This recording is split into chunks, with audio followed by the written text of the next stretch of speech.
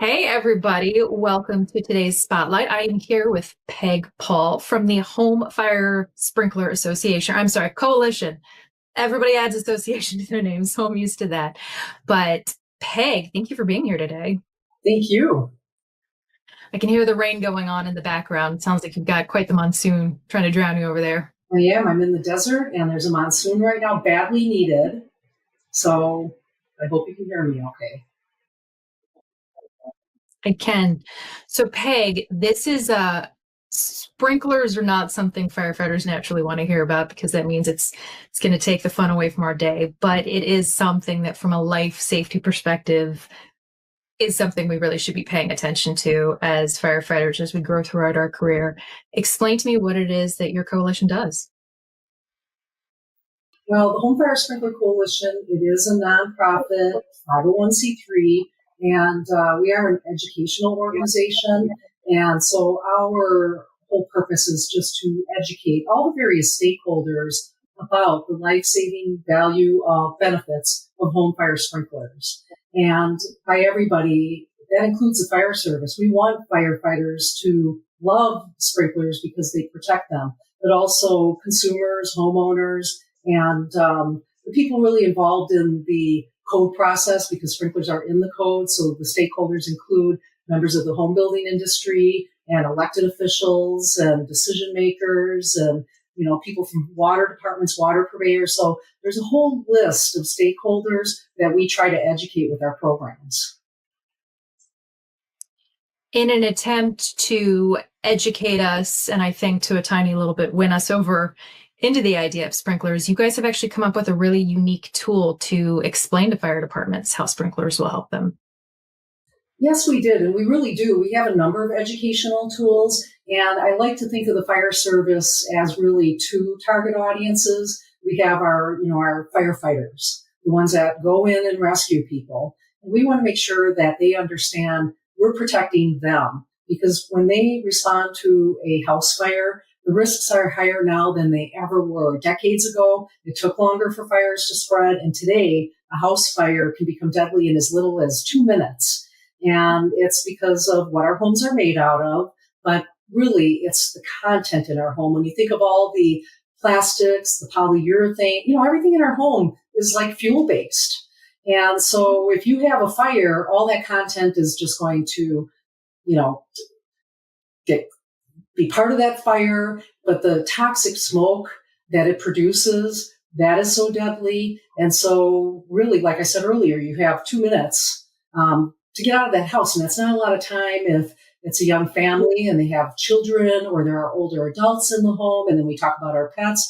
But getting back to the firefighters, when they respond and flashover already occurs, now, they're dealing with, if they know they have to go in there, they know someone's in there. It's a very dangerous scenario. But the other thing with firefighters is today, we're all now conscious of the risks of being a firefighter, not only, the injuries involved, but really cancer. And a lot of firefighters are dealing with that. So one of the things we talk about with sprinklers is no fire, no cancer. The sprinklers put it out and they protect our firefighters as well. So that's a very important part of our message. The second part, the tool you just mentioned, is the impact tool.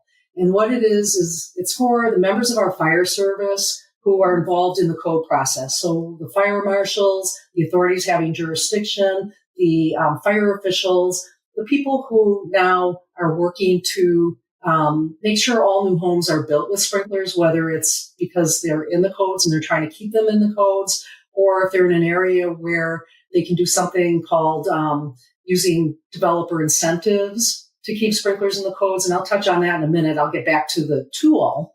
The impact tool allows those people who really have to talk about why we want sprinklers in the codes. It lets them take a recent fire that did not have sprinklers and talk about the cost to the community. So they can use that tool and enter. It could be one house fire in their community and a family lived there. Were there injuries? Were there fatalities? How long was that family displaced? And, it can even be other issues that are hard to put a cost to, like if they're displaced for a couple of years, where their challenge is trying to find a place to live because the kids were trying to stay in the school district. It could also include things like how much equipment had to be there. Did neighboring community fire departments have to respond? A lot of the decision makers, they forget all those things. And so this tool allows those who are involved in that process to put that all together and turn it into something that can be presented to really look at what is the cost of a fire in a community when there are no sprinklers. And oftentimes it far outweighs the cost of putting sprinklers in new construction. So that's what that impact tool is. How is it that fire departments, unions, firefighters, volunteer fire departments can take the information that you have, and every legislative season, there are all kinds of stakeholder groups that converge on the state capitol. How can they use that not just to educate themselves, but to educate their legislators? Well, really, it is more with the code process. It could be at the legislation, at another level, but we really did put this tool together to support what's happening with codes, because oftentimes representatives from the home building industry who they'll go to the code meetings, and their argument is, if you're keeping sprinklers in the codes, then you're adding a cost. And if you want affordable housing in your community, that's going to make it hard for housing to be affordable. So they walk in with that argument, and then the fire service comes in, and then they have to defend that. And we don't want them to have to do that. We want them to focus, like I said, on the cost of fire. But now getting into this whole developer incentive, if they keep sprinklers in the codes, there are certain incentives that developers can benefit from. Like they could have higher density, get a few more homes in the development, and that saves money, or they can profit from that, or fire hydrants further apart. Things that can reduce costs. In Camas, Washington, they were building a 60-home development. So not a big development, but it was in a hillside. And the fire marshal said, look, if we sprinkler all the 60 homes, we'll allow you to get rid of one of the roads coming in. And the developer ended up saving over $1 million with that. And then they also had the higher density. So in a way, sprinklers make homes more affordable when you look at those developer incentives. So, we want the firefighters to go in and really focus on, there are ways that the developers can save money, but we should also look at what the cost of fire is to our community if we make the decision not to protect our homes and our communities with fire sprinklers. So, Peg, I know that in larger residential buildings, for example, group homes, nursing homes, stuff like that, and businesses, it's a different code for fire sprinklers. It's more of an exit, life safety, helping people get out of the building. How does it differ in a home from that? Now, and you bring up a good point. Just, the Home Fire Sprinkler Coalition does focus on residential. And the standard for protecting 1 and 2 family homes, it's called NFPA 13D. And really, you're protecting the living space. So there are certain parts of the homes that do not have to be sprinklered compared to like multifamily, high rises, commercial buildings where really sprinklers have to be everywhere. But in the 1 and 2 family homes, you do not have to sprinkler attic space, unless it's been converted to living space.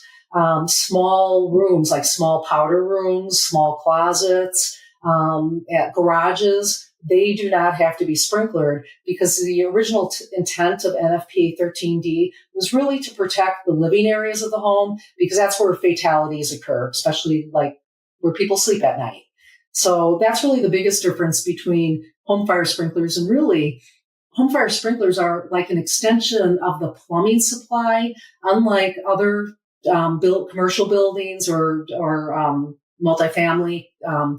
They have separate water lines coming in specifically for the sprinkler system. In 1 and 2 family homes, the sprinkler system is part of the water main coming in with water for the entire house. So it's connected to the water that's coming into the house. And really, the system is designed to support 1 or 2 sprinklers, we're always dealing with the myth that all the sprinklers go off at once. And we know the fire service understand how it works, but many of the other stakeholders don't. They don't realize that it takes heat from the fire to activate that one sprinkler closest to that heat. And only that sprinkler goes off. And in a typical house fire, maybe two go off, but usually it's just the one. And, one sprinkler will use about 13 to 15 gallons per minute. So that's a lot less water than if you compare it to a firefighter hose, which could be 200 gallons a minute. So, you end up with a lot less water, stopping that fire from becoming deadly. Now, Peg, even though firefighters aren't as involved in writing code, there aren't a ton of us who go sit in on code committees. I've Right. Yeah. only done that once. It's not something that the average firefighter is going to know about or go do. But this is something that you do need fire service buy-in on and involvement in. What can the fire service do to further help with this? Well, I think the fire service in general, please like sprinklers. They protect you. They protect your aging parents. They protect your vulnerable population that, as much as we love going to fires, people who can't make it out on their own and don't have much time to make it out. Absolutely. And we bring up the pets. I retrofit my home when I lived in the Chicago suburbs. And at the time we were crazy. We had 3 golden retrievers. And I'll always remember the day that they turned the system on, that feeling of relief that my dogs were protected, because oftentimes, my daughters at the time were in school and I travel a lot and my husband was at work, and, the sprinklers are going to protect the living space and whoever's in the home. But like you said, especially young children. And again, if you think about it, 2 minutes is not a lot of time. And those families that have those little ones, and we have a lot of families that have a couple multi-generations living in their home. And when you have people that have limited mobility and everyone's sleeping in that home, sprinklers are going to make the big difference in terms of protecting all those occupants. Well, Peg, I want to thank you for coming on here.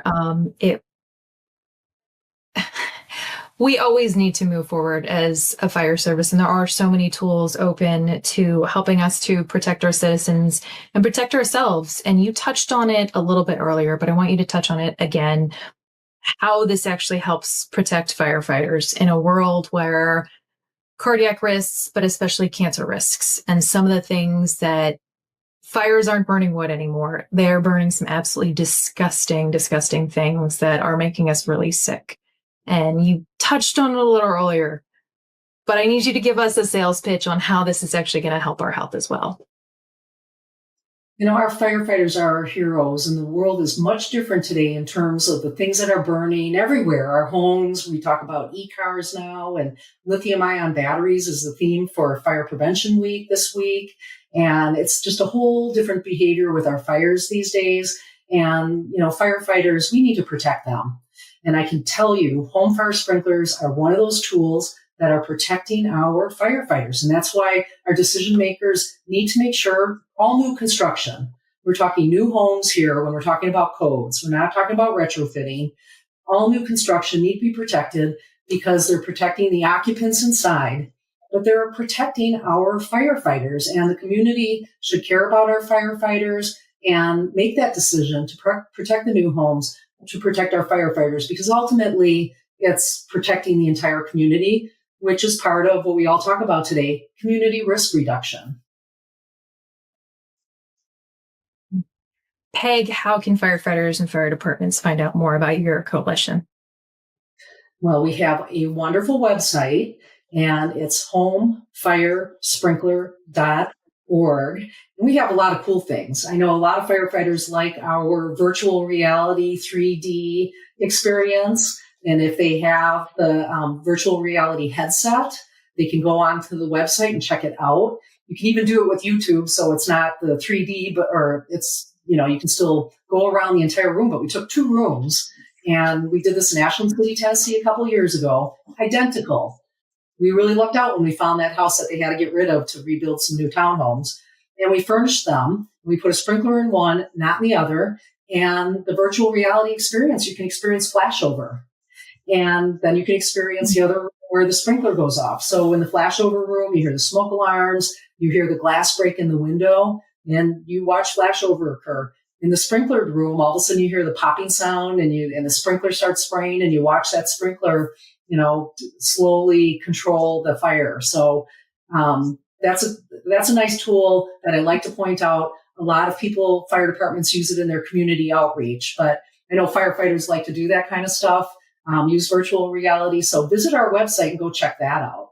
When you visit our website, we have a new 3-minute video. And in that video, we really made it for the local officials, the decision makers, so the fire service who know that they're going to be talking to that group. And if they're using our impact tool, this video in under 3 minutes really supports everything we were talking about. It points out that fires are deadly in less than 2 minutes because of the content in our homes. And it talks about sprinklers really being the only technology that can control a fire and stop it from becoming deadly.